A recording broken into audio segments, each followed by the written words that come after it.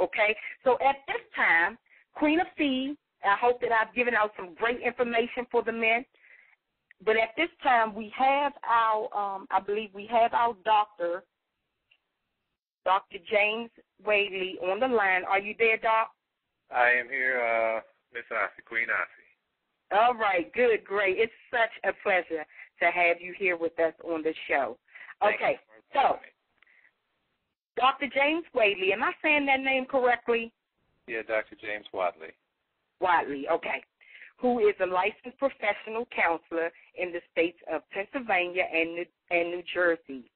Dr. Wadley has quickly emerged as one of the region's best, let me say that again, best sexuality therapists with a focus on intimacy building in relationships, addiction, parenting, and values clarification. Okay, so without further ado, Doc, would you tell us a little bit about the book? Yeah, my book is called Would You Marry You? It was published last August, 2009.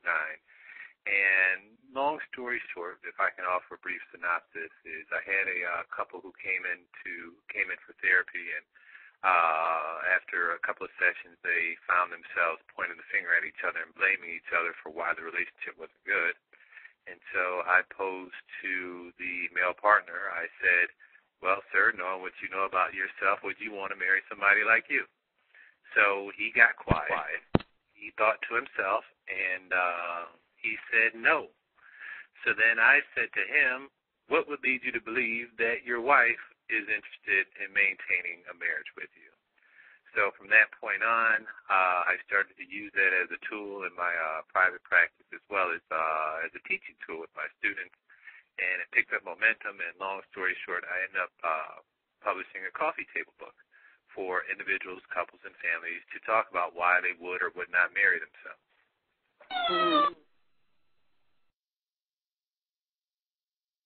Are you there, Doc? Yeah, I am still here. Okay. Now, this book is being sold where? This book, you can buy it off of Amazon, BarnesandNoble.com. You can Google my name, Google my book. You can pretty much pick it up anywhere. It is not sold in bookstores because this book, I self-published it. The book is available through Author House. But like I said, you can get it off of Amazon, Barnes & Noble, or Borders.com, and you can find my book there. Okay, great. Wow, okay. Now, I'm going to pop the big question. Okay. All right. Which men, and more so than women, don't want to know? We don't want to know these things. Why do you think men don't express their emotions? Right. I believe that men don't express their emotions. One, because we live in a society that doesn't enable men to express their emotions. And then two, men aren't taught how to express their emotions. To illustrate that point, if I can use my own personal experience, when I was growing up and I would go outside in the schoolyard or on the playground, I would go and fall down and scrape my knee. And I'd come in crying because I want somebody to nurture me and take care of me. But immediately when I walked in the house, whether it was my mom or dad, they would tell me to suck it up and tell me that I shouldn't be crying as a boy. So with that, many of our boys who grow up in our society, they're not taught how to identify their emotions and then articulate it. Most times when you ask boys or men how they're feeling, they'll say that they're fine, they're okay, they're all right, or that's cool, or whatever. But at the end of the day, we don't know how happy men are or how hurt men are. And when I do my workshops as well as when I teach, I try to give men the tools to identify how they feel across context and then give them the space to articulate it. So some men are able to identify their feelings, but if they don't feel safe in their relationships to share what they want, what they need, and what they desire, chances are they're not going to share with their partners or with their families. So to answer your question, why men don't cry or why men don't share their feelings, again, part of it is from society, and part of it is that many men don't have the tools or the safety in their relationships to actually do so. Okay, now, Doc, when you say tools, can you give us a few of those tools for the brothers that may be or the young children? Because my thing is this. Okay, I know that we've all done research, and we're finding that, okay, men don't express themselves because this is what we were taught traditionally. Okay, at the same time, it's a thing of breaking that cycle, putting the tools in place where men can start to express their feelings to their loved ones or to their children. And my thing is, again, fathers have got to start expressing their feelings to our young brothers, to their young children, that it's okay to feel a certain way. Now, for the older brothers who've already been taught with this scenario, with this tradition, how do we help them? Because ultimately they have got to be the ones to help our younger brothers, younger children, learn to express themselves. Right.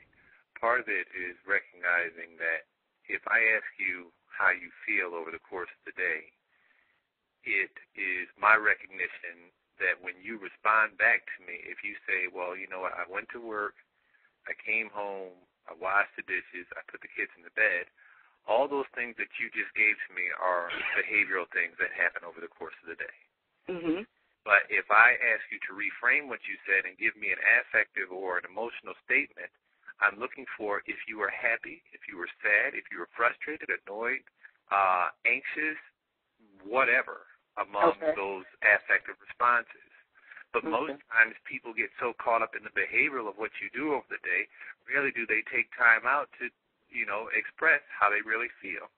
So going back to the scenario that I had introduced earlier about, me going outside and scraping my knee and my parents saying, suck it up, don't, boys aren't supposed to cry or boys aren't supposed to share their feelings. For a girl to come, if a girl were to go out, some girls, if they were to go out and scrape their knee, parents teach their girls affective responses by the girl comes in and she's crying, and oftentimes parents will say, how's my little princess feeling? Are you okay? Did you have a boo-boo? Are you doing this or are you doing that? And right. gives the girl the space to say, Mommy or Daddy, I'm sad. Mommy or Daddy, I'm hurt. Mommy or Daddy, I'm frustrated. Mommy or Daddy, I'm annoyed. And when girls don't give that particular response, parents will kind of goad or kind of provoke their girls to say, hey, how are you really feeling? Well, parents don't do that with boys because boys have to suck it up or be masculine, and boys aren't supposed to identify or articulate their feelings. And so the implication of that is that, and kind of goes back to what you were talking about earlier with regards to domestic violence, the implication of that is that when boys aren't taught to identify and articulate their feelings as children, oftentimes they cannot identify and articulate their feelings when they are adults. So when their partners ask them, honey, how are you feeling? Most times they say that I'm fine, I'm okay, I'm all right, or that's interesting. But their partners, some partners go through their entire lives not knowing that their men are angry, that their men are frustrated, that their men are annoyed, that their men are anxious, that their men are happy, that their men are sad. Well, again, the onus of responsibility falls on the parents. But if the parents haven't been taught by their parents, then you can see the legacy of men not being able to identify and articulate their feelings. And that has to be. But again, it just takes for one partner or both partners to slow themselves down and say, I feel da-da-da-da-da-da-da-da. Right. And the man tends to feel, the man always tends to feel that if he does express himself, in our live forum we were talking about this, and the women were saying that, well, the men were saying that we feel weak, in expressing ourselves to women because women are always criticizing and putting down, the brother. And a young lady said, well, she wouldn't mind if she had a brother who worked at Burger King as long as he was aspiring to be the owner of Burger King. Okay? So why is it that women do that? Why do we think that it's okay to criticize and break down the man, even if he's bringing home a $5 check? This is the man that you've chosen. Right. Well, when people come and see me, I'm a firm proponent of people speaking their truth and being who they are.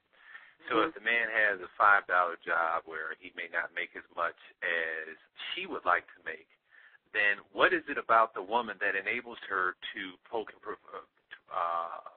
prod the man for making what he makes?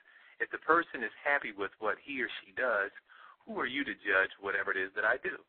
So maybe this person who does not make $60,000, $70,000, $80,000, maybe this person isn't right for me for whatever reason. But if as a man, or as a person, if I make X amount of money, and the person I'm with isn't in agreement about me having met my goals, so for that person who's making $5 an hour, if he's happy with his job of working at the local restaurant, then the partner has to look at him or herself, right, and say, well, why am I dissatisfied with my partner? Is there something else that I can do?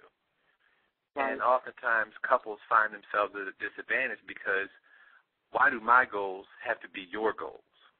And if my goals aren't your goals, why does that make me less of a person or less of a man? Right.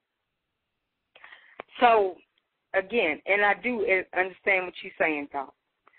Now, at the same time, women are seeking out the strong brother. Okay? Now, I say to them that this strong brother may not be, just because he's strong doesn't mean that he has expression or that he can express himself or that he's in tune with his emotional state. Sort of what I was saying before about imagine the Marlboro man, that rough, independent, non-caring type of person, type of man. In your life as a woman, we get into these relationships and we see that maybe that's not where we want to go because this guy is not emotionally connected. Right. As women, what can we do to help bring out, because to me a strong brother is one that is expressive, that can express itself. So as women, as mothers, as sisters, because this is domestic violence, wears many tags, and we want to look at this as a whole, we want to look at this as a whole. What can we do to help that brother not be the macho in appearance, but in the inside, you can express yourself? Right. It's sort of like, what's that movie called, The Green Mile? Where you had that big guy, but he was just such the sweetest thing, But, I mean, technically, you're not going to walk up and meet a guy and he's like that, technically. So, I mean, if you do happen to see this macho guy and you see that he's hard, but he's also hard inside, what can we do about the macho guy, about getting him to be able to be in tune with himself and express himself? Right. Well, for the couples who, like I said, for the couples who come and see me, and understanding that, for